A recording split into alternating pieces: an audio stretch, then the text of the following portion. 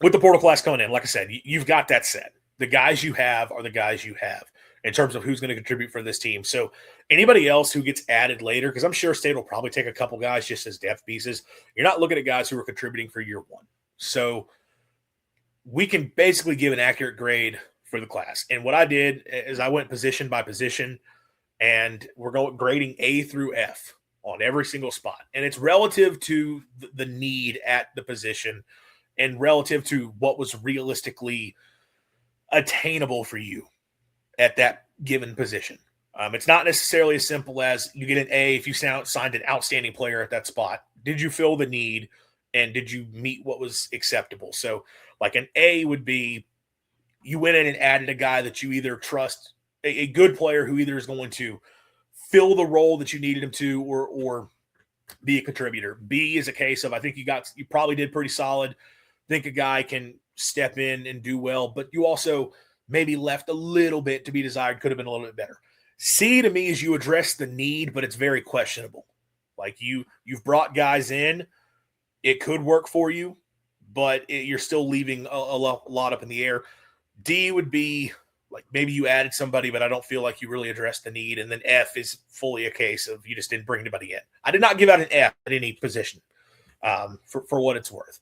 That F for me was like literally you didn't bring a guy in at that spot. So no, I don't have a single F. Starting with the offensive side of the ball, and we'll start with quarterback. And this is where I talk about grading be a relative to this. State brings in two transfers, A.J. Swan, Jaden Rashada. You knew they had to get a quarterback. That was a thing coming into this because, yeah, Camario is your guy, both for this year and for the future. Outside of him, who's the only other scholarship quarterback on the roster? It's Brody McWhorter as a true freshman. And a true freshman that's a guy you probably want to sit and develop a few years. A guy that, look, frankly, whether or not it's going to be questionable whether or not he even really plays at State. And I'm not saying that's not the kid. It's just he's coming in the year after Camario.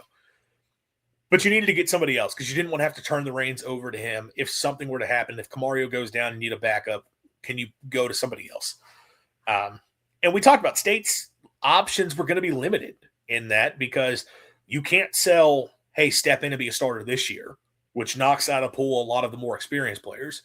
You also can't really sell like, hey, you got a chance to compete for the job down the line because Camario is still going to be here for the next couple of years. So that also limits who you can bring in at that point from a younger standpoint. So you had a limited pool, especially, and then you wanted to get somebody who had some experience. So, look, you get A.J. Swan, right? Guy who has SEC starting experience at his best, has been a solid quarterback. What's up, Micah, in the chat? Got some starting SEC experience, has been around college football, played a lot of ball. Is he a superstar? No. Is he a guy that you want to have to be leaning on over the course of a season? No. Is he someone that if Camario had to go down for a bit and you had to turn it over to him, would you trust him to go in and give you serviceable football? Yes.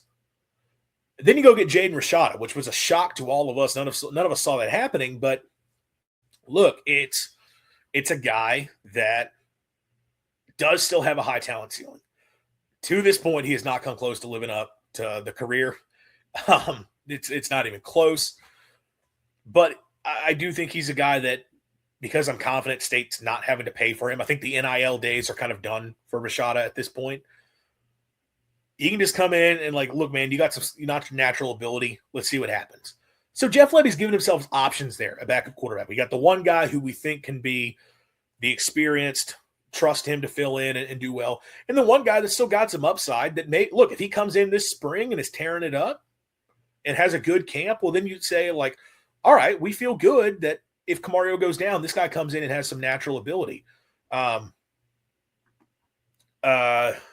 Believe Rashada will be second team over Swan. I don't know. Probably not. I would still take Swan just because I think that experience is going to be what wins out. And look, he's been the better quarterback to this point. Swan over Rashada. I just think Rashada is someone that Lebby looks at as having a higher upside if we had to make a change for a prolonged starter. Because like, let's say Camario, God forbid, suffered an injury and we needed somebody to come in and play multiple weeks. Could you then turn it over to Rashada? That's where I see it. I think State addressed this need about as well as they could. like I said, they were not going to go out and get a high caliber player at quarterback. That just wasn't going to happen because of what was available. I gave him an A. I think you addressed this need as well as I could have expected you to. So I'm giving them an A at the quarterback position for how they judged it. And look, again, this is good. You got 4 scholarship quarterbacks. You can redshirt McWhorter and just let that be. And then Rashada and Swan as your backups to Camario. I think that's a perfectly fine place to be. So I'll give him an A at that. Running back, they obviously didn't take one, so there's no grade there. Did they need to take one? I know that was a big conversation point. I don't think so. I still think Fluff, if he's back fully healthy, if he's the player he was to start last season, I think you're fine. I really do. I'm not going to quit Xavier Gaden yet. There were some concerning things with him, with some fumbling, some of his vision and seeing it out there. I also think if they would just put him in the game and run plays where you're just getting him involved in open space, get him out on the edge and where his speed can sort of win, I think that's your best case for him. And I know Levy's preference is I can put a guy in the game and him just execute the offense because he wants to go tempo so much that we don't really want to put a guy in just to run a specific play. But I think that might be how you best have to use Gaden, unless he takes a step forward over the offseason.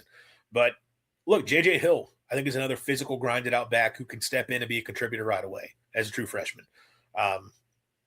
So I think you're fine at running back.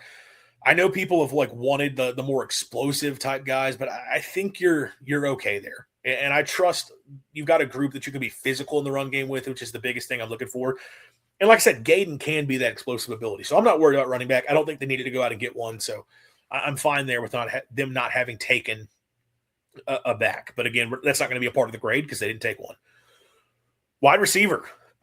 You get Marquise Johnson and Zion Reagans, a couple power conference SEC transfers. Johnson out of Missouri, where he was a starter, big play threat for the Tigers throughout his career.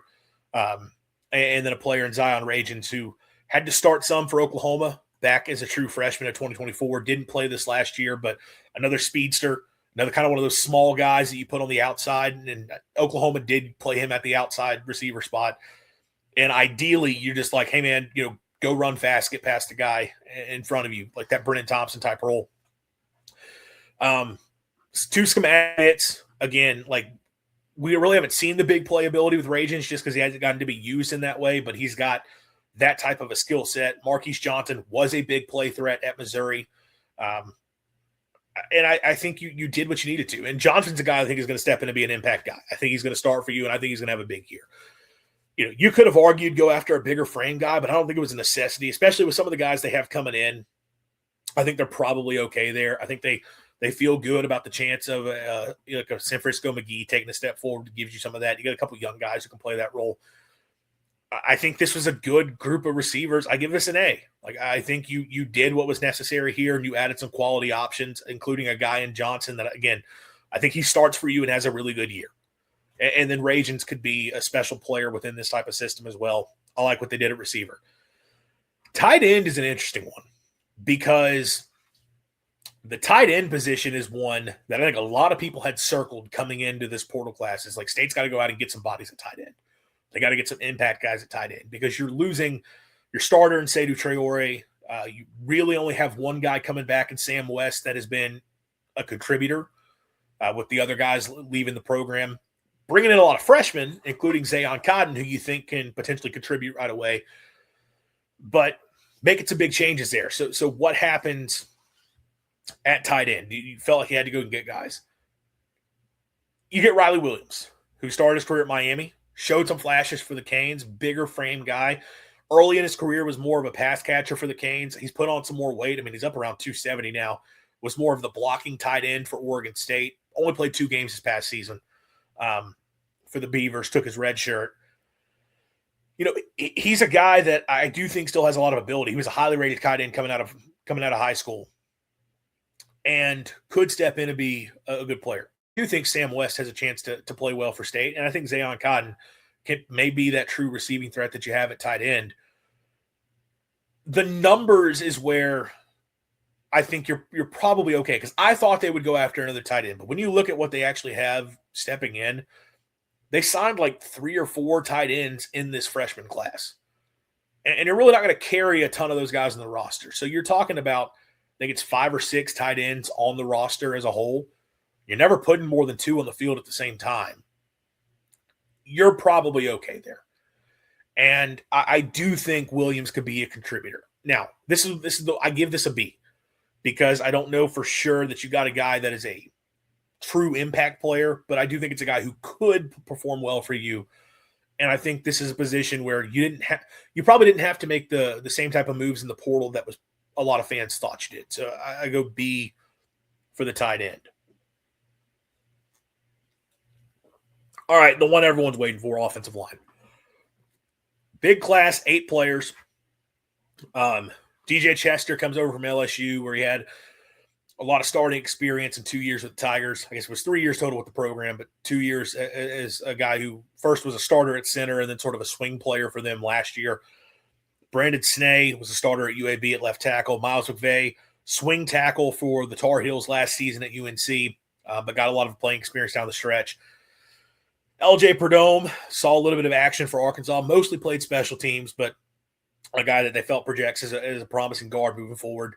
And then you got guys like Mario Nash, Tyler Miller, Jalen Matthews, and Isaiah Dent, who are younger players, big frames, higher ceilings. Thought process is that these are guys who can, down the line, help you out more. It's an interesting group, and I struggled with how I graded this. Because on one hand, you added bodies. You definitely added a lot of bodies to this room with a mix of guys who can contribute this year and then some guys who have some high upside.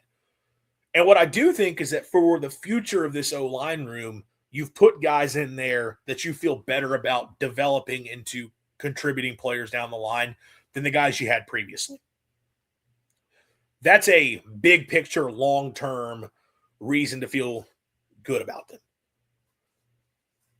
And you brought in some guys who can play as well. It seemed like solid pickups. On the other, only 2 of those 8 additions that you made have starting experience. Chester and Snee. McVay was not a starter at UNC.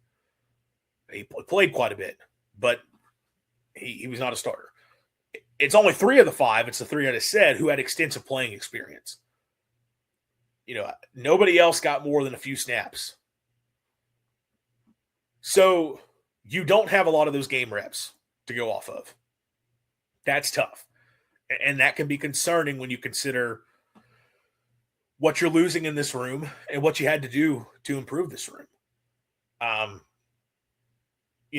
think in terms of the overall talent in the room, I think you probably improved because I think big picture, you probably have more talented options. Did they improve the unit for 2026? That's the question for me. That's the part of it that's tough for me is I don't know that they got better for 2026. And I talked about this at the start. If they had gotten Jordan Seaton, I think you could have pieced the rest together. I do. I think those guys I said alongside a Jordan Seaton, you can be fine. I'm not saying be good. I'm not saying be an offensive line you lean on. I'm saying an offensive line that can, if you have even numbers in the box in the run game, we can block it. If we're going to throw the football, we can give our quarterback more than 2 seconds to throw. That's what I'm thinking if you had gotten Jordan Seaton, but you didn't get Jordan Seaton. And you didn't get a single offensive lineman who was a true primary target in the portal, when this is a position where you probably needed to do that. Now, I have spoken nonstop about the actual quality of offensive linemen in the portal. I've done it in this episode. Guys like Seaton are rare. Most of the guys you're getting are not like that. There are guys out there, though, who you trust. He could be a starter and be a solid player. And you didn't even really get one of those guys out of the SEC. I guess Chester would be the one. And look, Alabama wanted him for what it's worth. Alabama did want DJ Chester. State had to win a battle for that guy. And I think DJ Chester would have started for Alabama next season. So it's not just a Mississippi State thing, which, I mean, I know people look at Alabama. It's like, well, they wanted Javen James. So what does that tell you about them? But State was not alone in looking at a guy like DJ Chester and thinking he can step in and be an impact guy. I think Brandon Snee, I think, could be solid. Miles McVay, you got the opportunity. He played well for UNC down the stretch last year. He'll have a chance to compete for a starting job. I think those are all decent additions. I would have liked to have seen somebody else a little bit more proven.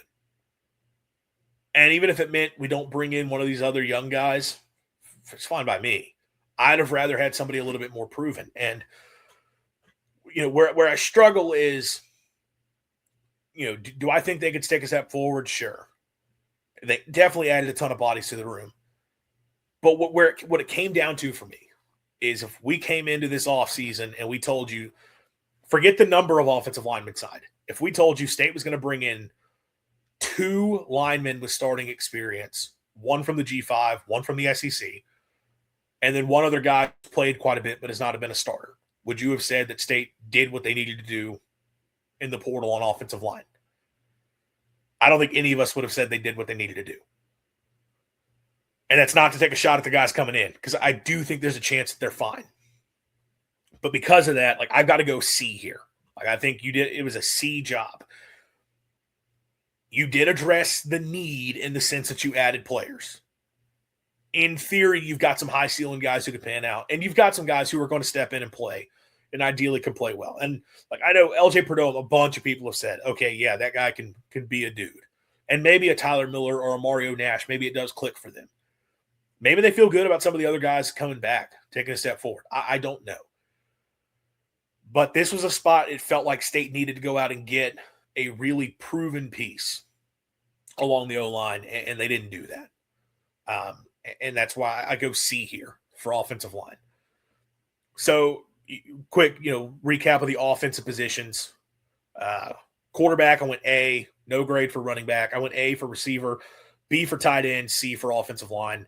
If we put that all together, average it out, it's a 3.25 on the GPA scale. So it's a B is what we're looking at, kind of B minus.